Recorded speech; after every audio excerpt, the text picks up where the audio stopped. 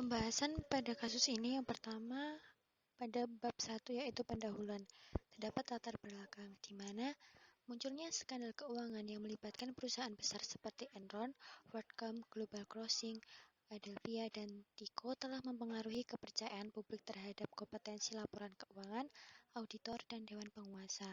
Akibat peristiwa tersebut, pemerintah Amerika Serikat pada 30 Juli 2002 menandatangani Sarbanes-Oxley Act atau SOX untuk mengubah beberapa peraturan mengenai US Securities dan peraturan lain yang terkait dengan perdagangan sekuritas Amerika Serikat. Skandal tersebut dapat disebabkan oleh berbagai bentuk kecurangan atau fraud scams. Fraud dapat terjadi di mana saja, kapan saja, dan dapat dilakukan oleh berbagai pihak, baik internal, karyawan dan manajemen maupun eksternal. Salah satu bentuk kecurangan yang umum adalah kecurangan pelaporan keuangan. Akibatnya, laporan keuangan perusahaan menjadi tidak dapat diandalkan atau unreliable financial statement. Laporan keuangan menyediakan berbagai informasi yang diperoleh untuk pengambilan keputusan oleh pihak eksternal dan internal. Pihak eksternal menginginkan informasi yang dapat dipercaya dari manajemen tentang pertanggungjawaban dana yang mereka investasikan. Mengingat banyaknya pihak yang berkepentingan terhadap laporan keuangan tersebut, maka informasi yang disajikan dalam laporan keuangan tersebut haruslah wajar, dapat dipercaya, dan tidak menyesatkan bagi pemakainya, sehingga kebutuhan masing-masing pihak yang berkepentingan dapat dipenuhi. Di Indonesia, laporan-laporan yang diterbitkan oleh BUMN seringkali memuat kecurangan yang tidak dapat terdeteksi oleh standar audit yang sudah ada. Laporan keuangan yang diterbitkan oleh BUMN diharapkan akuntabel, sehingga mendukung sebuah BUMN dapat menciptakan good corporate governance di departemennya dan dapat dipertanggungjawabkan untuk mendapat eksis di dunia usaha.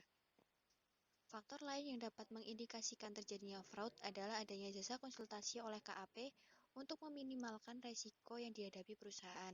Sebagai aturan umum, perjanjian konsultasi antara klien dan firma hukum lebih menguntungkan klien daripada persetujuan audit yang dilakukan. Hal ini dapat menimbulkan konflik kepentingan.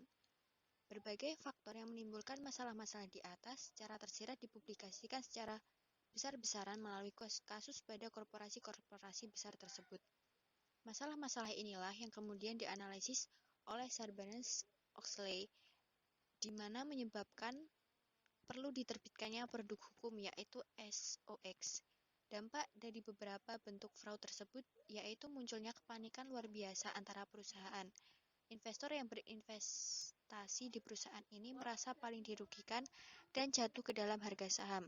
Selain itu, pasar, karyawan terkait perusahaan, dan pemangku kepentingan lainnya juga terpengaruh. Hal-hal tersebut membuat kepercayaan masyarakat terhadap pasar saham, terutama kepada calon investor, menjadi memudar. Keberadaan dan dampak dari skandal tersebut dimaksudkan untuk meningkatkan reliabilitas laporan keuangan dan untuk meningkatkan kesadaran masyarakat akan pentingnya standar akuntansi yang mencerminkan realitas keuangan, objektivitas, dan independensi KAP. Tindakan korektif dan pencegahan yang tertentu yang diambil oleh pemerintah Amerika Serikat melalui SEC membahas kewajiban manajemen perusahaan publik untuk melakukan penilaian sistem pengendalian internal dan kewajiban auditor eksternal untuk meninjau tujuan penilaian manajemen. SOX ini dipandang sebagai salah satu alat terbesar untuk mengubah tata kelola perusahaan atau good corporate governance. Selain itu, SOX juga memberikan sanksi pidana atas pelanggaran dan penipuan yang terjadi. Telkom sebagai salah satu BUMN yang ada di Indonesia sudah menerapkan dan mengimplementasikan SOX sebagai standar compliance and corporate governance yang baru dan menuntut transparansi dan keterbukaan kepada investor maupun publik. Dengan keberhasilan Telkom menggunakan SOX sebagai standar auditing yang baru diharapkan menjadi pelopor BUMN yang lainnya untuk mengembangkan financial reporting governance dan pengendalian internal berbasis SOX menjadi kesadaran bagi entitas untuk melaksanakan praktik yang sehat.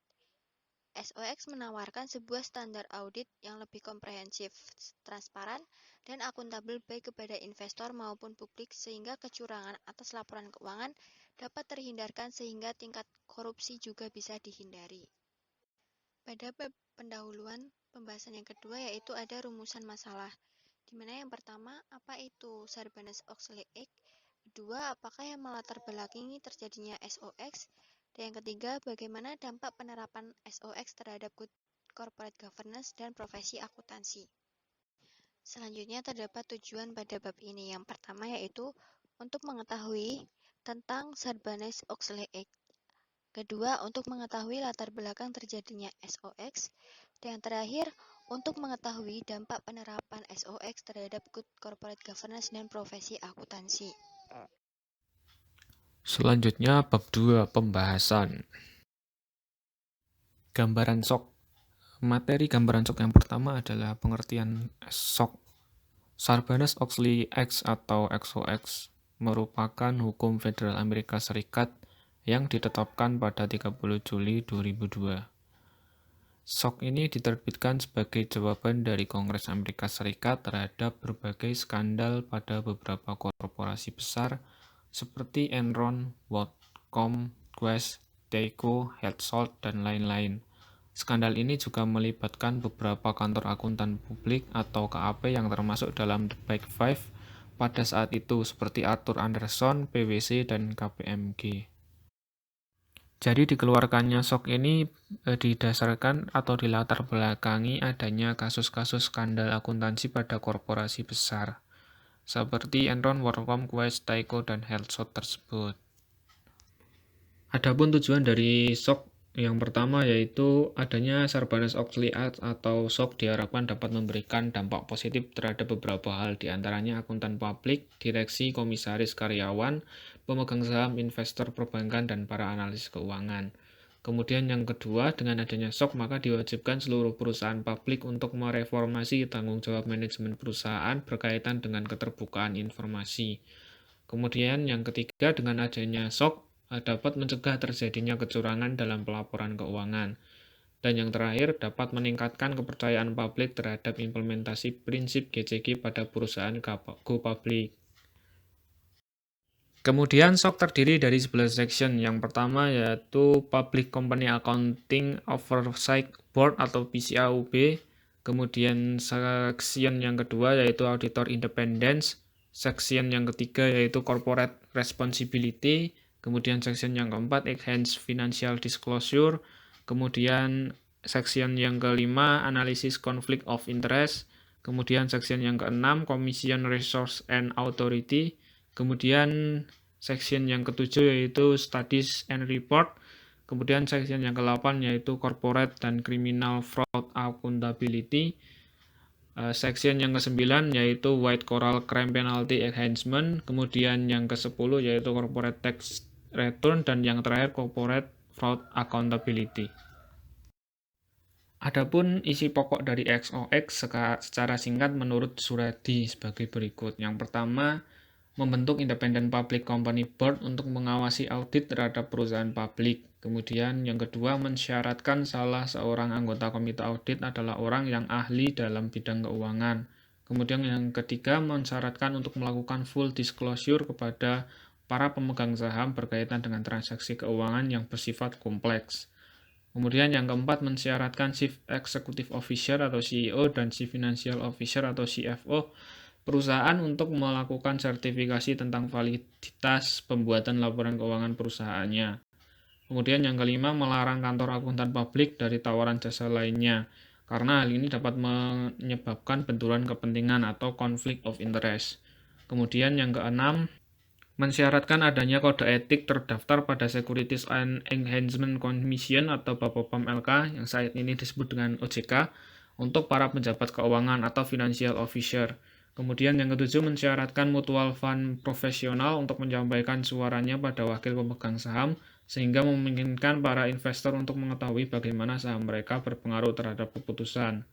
Lalu yang kedelapan, memberikan perlindungan kepada individu yang melaporkan adanya tindakan penyimpangan kepada pihak yang berwenang. Kemudian yang terakhir, mensyaratkan penasihat hukum perusahaan untuk mengungkap adanya penyimpangan kepada pejabat senior dan kepada dewan komisaris. Untuk materi yang selanjutnya yaitu kasus-kasus yang melatar belakangi SOX. Untuk yang pertama adalah kasus Enron. Pada akhir tahun 2001, Enron menjadi sorotan masyarakat luas karena terungkap fakta bahwa kondisi keuangan yang dilaporkan oleh Enron terindikasi adanya penipuan akuntansi yang sistematis, terstruktur, dan direncanakan secara kreatif. Beberapa tindak kecurangan yang dilakukan oleh Enron untuk mempercantik laporan keuangannya adalah sebagai berikut. Yang pertama, menggelembungkan nilai pendapatan dari anak perusahaan Enron dari 185 juta US dollar menjadi 366 juta US dollar. Kemudian diketahui sebanyak 181 juta US dollar merupakan pendapatan fiktif. Kemudian yang kedua, melakukan pinjaman dalam jumlah besar untuk dana operasional namun tidak dicatat sebagai utang. Dalam hal ini sekitar 8 miliar US dollar dari pinjaman tersebut dengan sengaja diklasifikasikan sebagai perdagangan energi berjangka. Kemudian yang ketiga, Enron menyalahgunakan Special Purpose Entity atau SPA untuk menyembunyikan kerugian besar di anak perusahaan Enron dengan menciptakan agreement tertentu untuk menutup kerugian anak perusahaan. Kemudian untuk yang kedua yaitu kasus WorldCom. Skandal kasus WorldCom berhubungan dengan manipulasi terhadap laporan keuangan. Tujuannya adalah agar perusahaan mendapatkan penilaian yang baik dari investor, sehingga harga saham akan tetap terjaga atau bahkan mengalami peningkatan.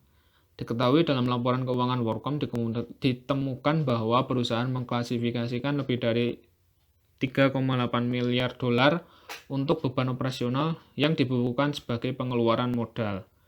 Kemudian dalam kasus Quest yang ketiga, berhubungan dengan adanya pembukuan penjualan secara tidak layak. Dalam kasus ini, perusahaan melakukan pembukuan tidak layak dari penjualan sebesar 1,16 miliar US dollar dalam kurun waktu 1999 hingga 2001.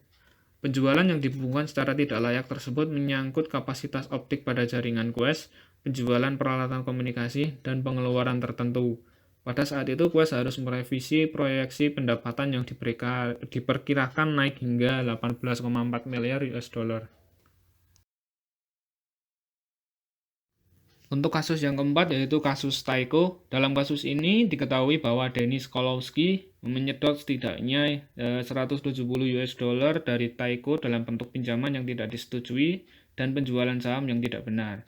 Dana ini diselundupkan keluar dari perusahaan, biasanya dalam bentuk bonus eksekutif atau keuntungan. Kolowski menggunakan dana tersebut untuk memenuhi gaya hidup mewahnya. Hingga pada akhirnya pada awal 2002, skandal tersebut mulai terungkap dan mengakibatkan harga saham Tyco turun hampir 80% dalam kurun waktu 6 minggu. Kemudian untuk kasus yang kelima yaitu kasus Hillshot. Pada tahun 1990-an, CEO dan pendiri Hillshot mulai menginstruksikan kepada karyawannya untuk menggelembungkan pemasukan dan pendapatan bersih perusahaan. Skandal kecurangan mulai terungkap pada akhir 2002 ketika CEO dan pendiri Hillshot menjual saham Hillshot senilai 75 juta US dollar setelah sebelumnya mengumumkan kerugian. Kemudian skandal ini terungkap sepenuhnya pada Maret 2003 ketika diketahui bahwa Hillshot menggelembungkan pemasukannya hingga 1,4 miliar US dollar. Dampak dari penerapan Sarbanes-Oxley Act yang disingkat dengan SOX. Menurut SOX sendiri, salah satu penyebab terjadinya fraud terhadap laporan keuangan adalah kondisi yang terlalu kompleks atau hiruk pikuknya jasa yang diberikan oleh suatu KAP, atau yang sering disebut dengan multidisciplinary practice, di mana penjelasan yang dilakukan lebih dari satu disiplin ilmu. Sehingga untuk menghindari konflik tersebut, dilakukan pembatasan atas jasa-jasa non-audit dalam subsection 21.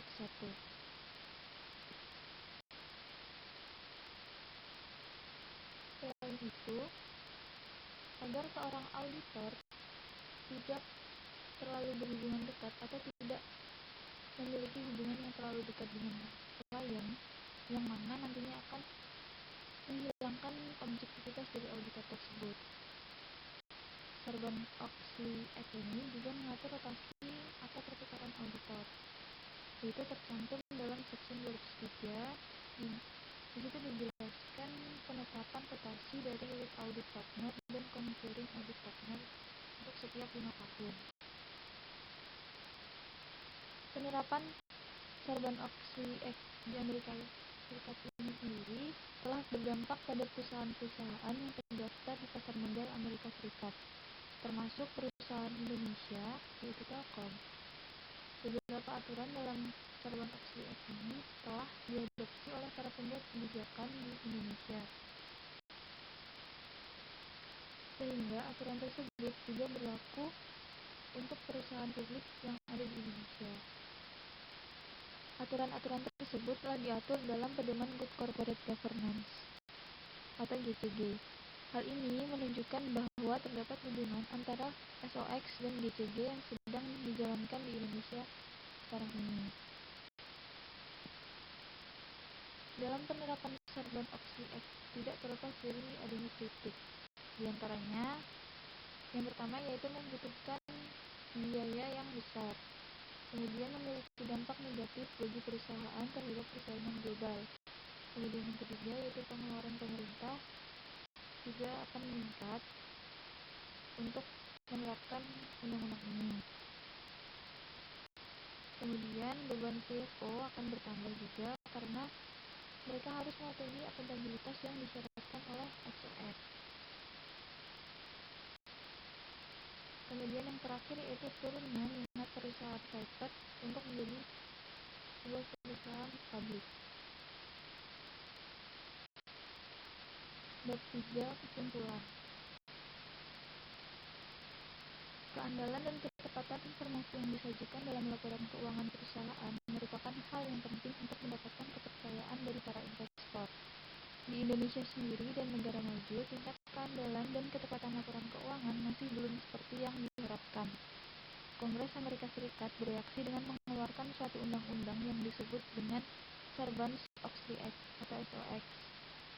Sarbanes-Oxley Act ini merupakan hukum federal Amerika Serikat yang menetapkan standar baru untuk semua perusahaan publik kelas atas Amerika Serikat, manajemen dan perusahaan publik. Hukum ini diberi nama oleh Senator Amerika Serikat yaitu Paul Sarbanes dan perwakilan Amerika Serikat Michael D. Oxley.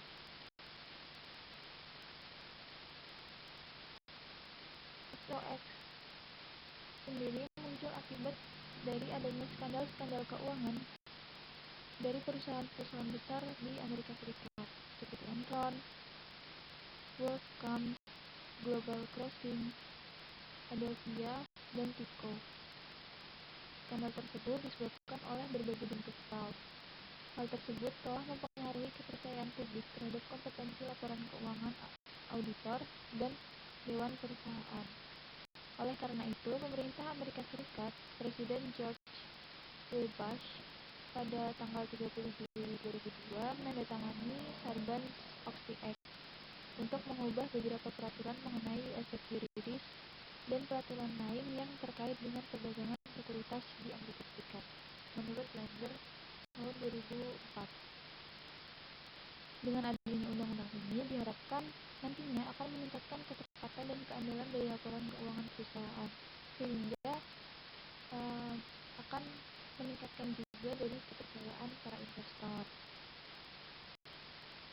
Penetapan Sarbanes-Oxley Act di Amerika Serikat telah berdampak secara global. Di Indonesia sendiri, beberapa aturan yang terkandung dalam Sarbanes-Oxley Act telah diadopsi dalam Pedoman Good Corporate Governance. Tingkat keefektifan pengendalian internal perusahaan ditentukan oleh hasil audit internal yang dilakukan oleh audit internal perusahaan dan ketaatan terhadap aturan-aturan yang berlaku. Jika pelaksanaan audit internal efektif, maka dapat dilakukan pencegahan fraud atau kecurangan. Dan laporan keuangan yang disajikan tentunya akan dijamin kualitasnya. Terima kasih. Sekian pemaparan materi mengenai Sarbanes-Oxley Act dari kelompok kami, yaitu kelompok 11. Kurang lebihnya kami mohon maaf. Wassalamualaikum warahmatullahi wabarakatuh.